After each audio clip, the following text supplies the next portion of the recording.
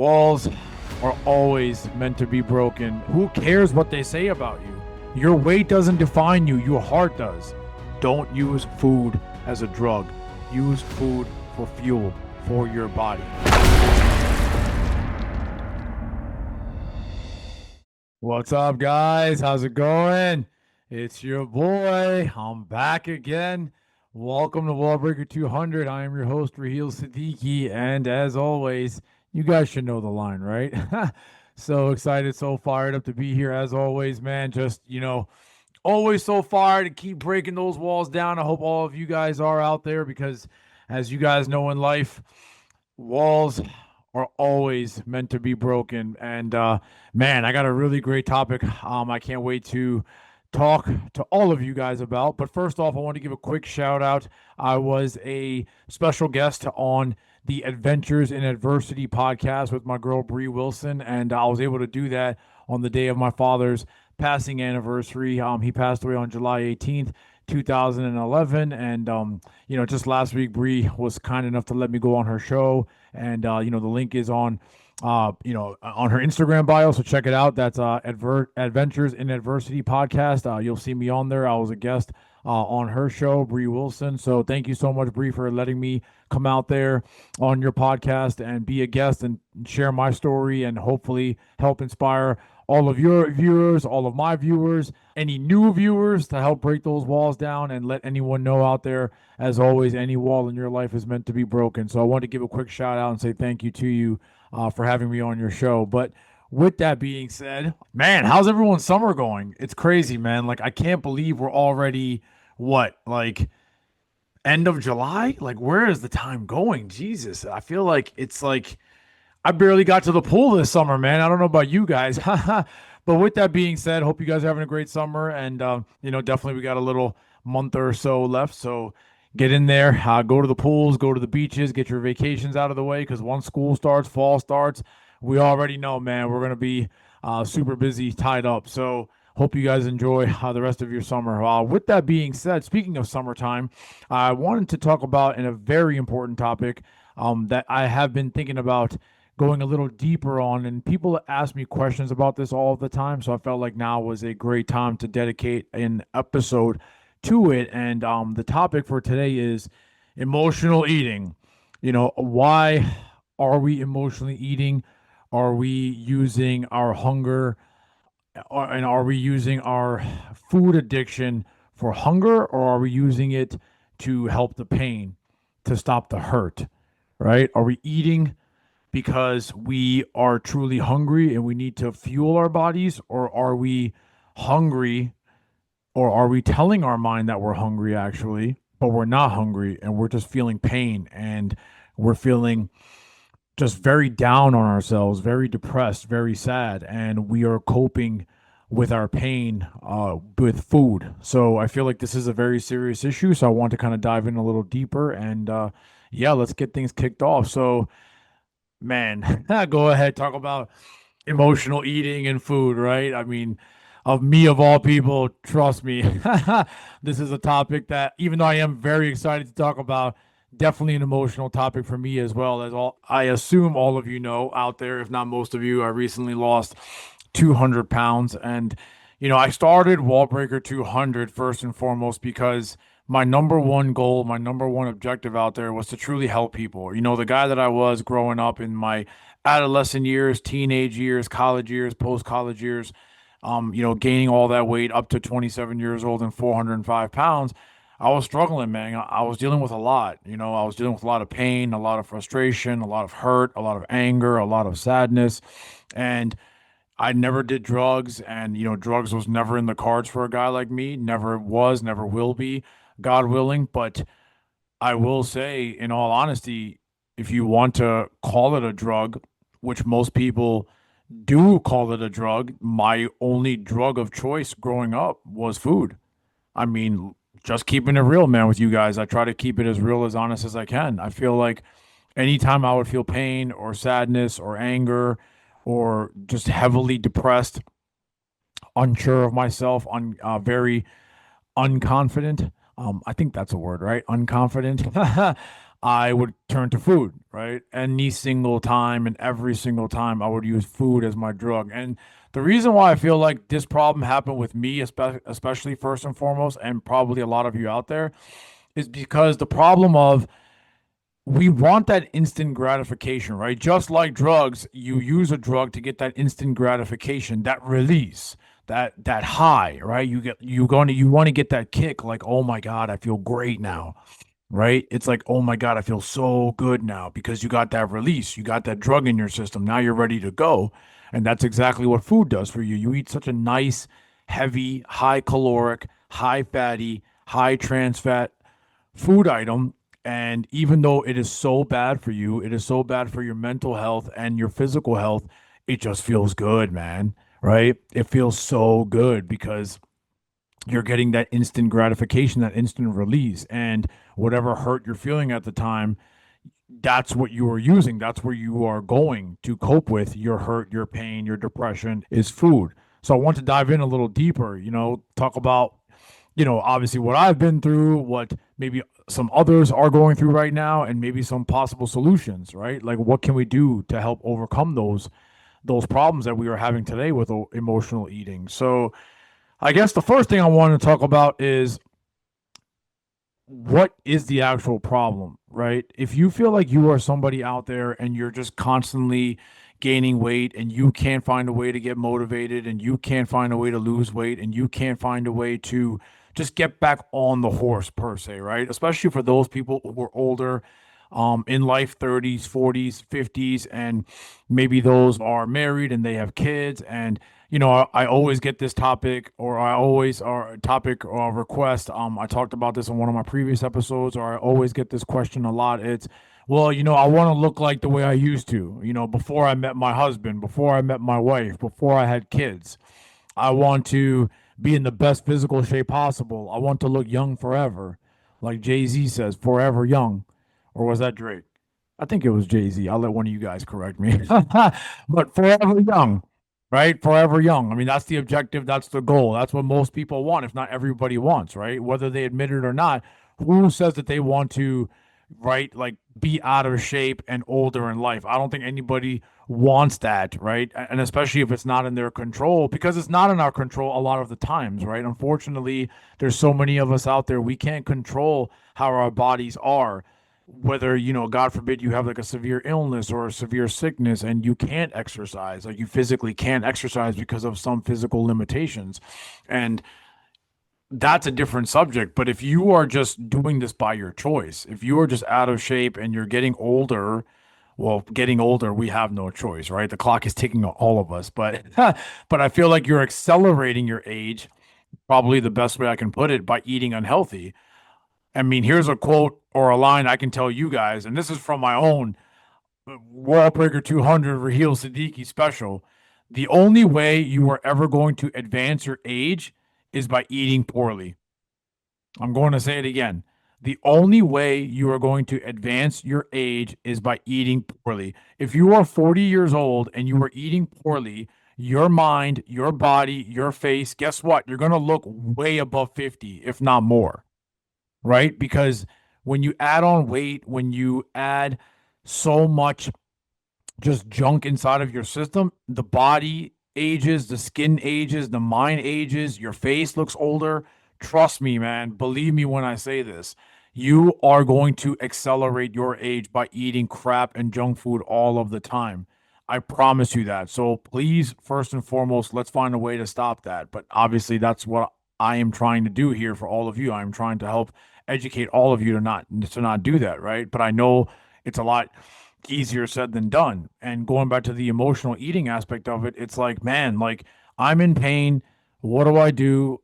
How do I fix the pain? This is my problem. What is the solution? I am feeling pain right now. How do I fix my pain? What is the medicine? What is the drug I can take? And I know food is the number one drug of choice per se, quote unquote, in this instance. So I think a couple of things also that I feel like that I see that I've experienced personally and to others right now. We talked about dealing with pain and what kind of pain points are we going through. So this is for all of you out there. Talk to me. Let me know if you are part of this bucket. But so many people come to me and say, well, I am feeling pain or hurt emotionally, and I turn to food because I got older, per se, advanced my age because I ate poorly, because I am not the same man or woman, husband or wife, or parent that I was 10 or 15 years ago. I want to look like how I did 10 or 15 years ago. I look at my pictures now. I don't look remotely close to that. I get depressed. I go eat, right? And then also people like myself were bullied. I was bullied so badly that I literally would just run to food the second that I had a chance. Practically every second that I had a chance, I would go run to food. First drive through I would see, park in the parking lot, eat, feel great. Man, it felt great. I'm not going to lie to you. That's how deadly and scary it was, that it felt that great, that I was eating such a horrible meal in the parking lot by myself trying to cope with my pain because I was in so much pain, so hurt. The only thing I could think of, the only drug of choice at that time for me was food, and the worst types of food ever. That's why I gained, all the weight that I did, and I went all the way up to 405 pounds without even blinking twice. Right. So, and I think also a couple other reasons: frustration, depression, whether you are a child getting picked on, even if you're an adult.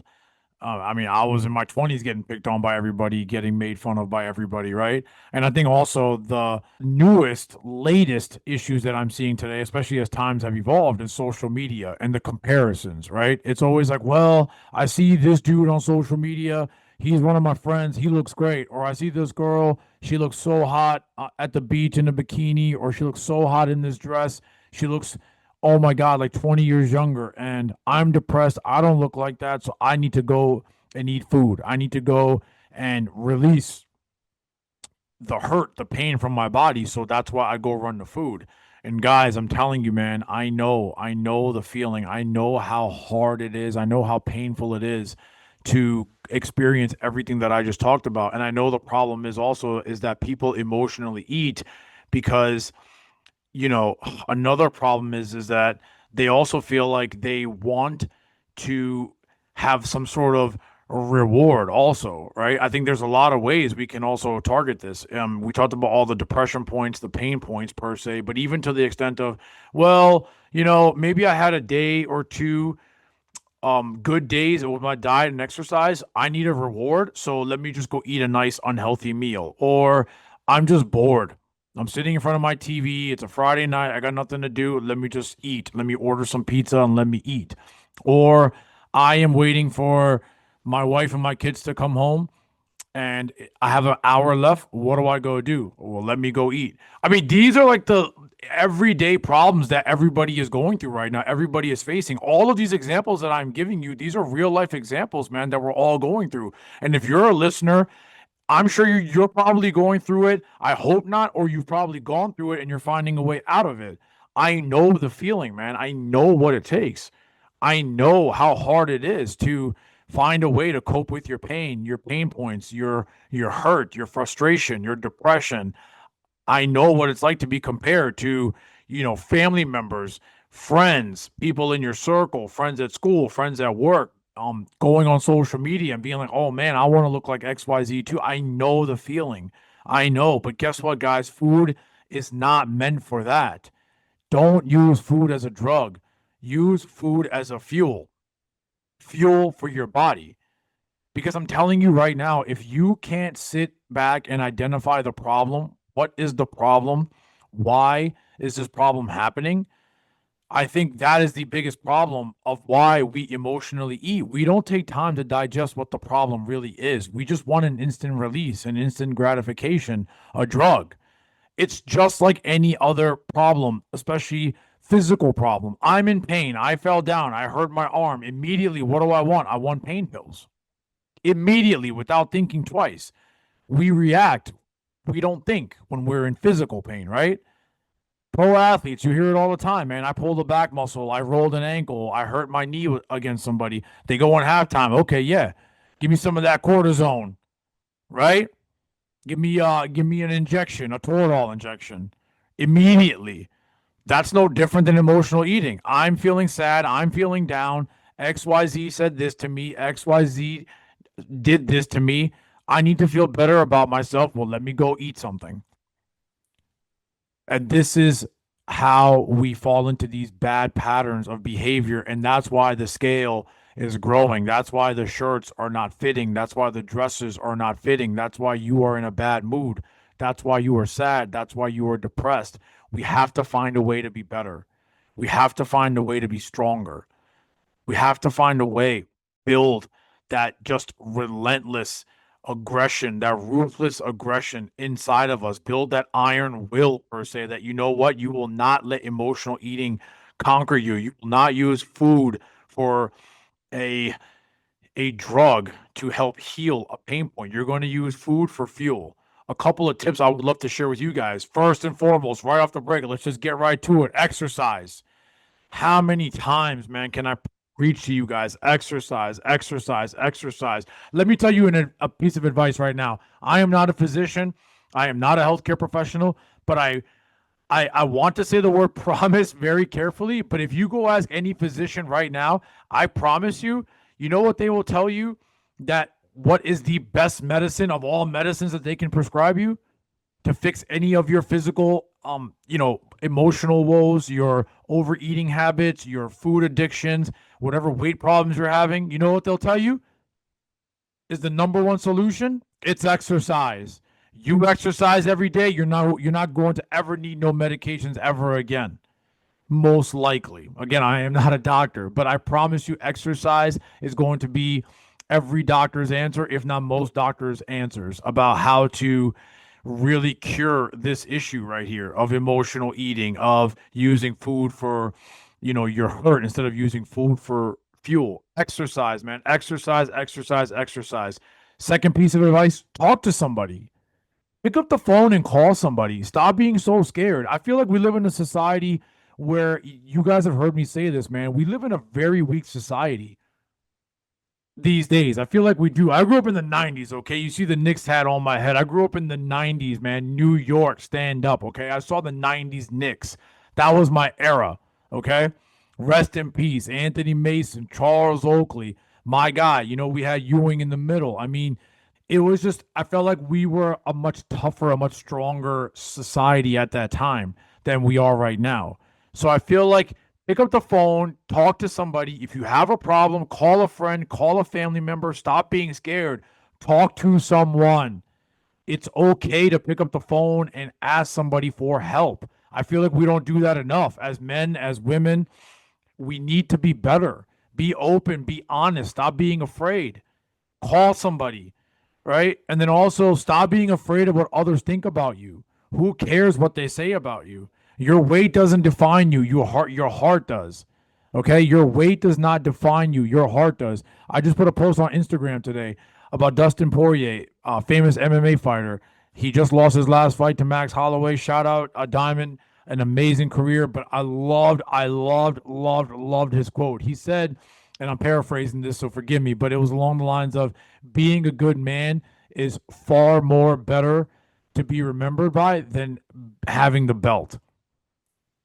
Being a good man is far more better remembered than having the belt. And he's a former champion, and he's right.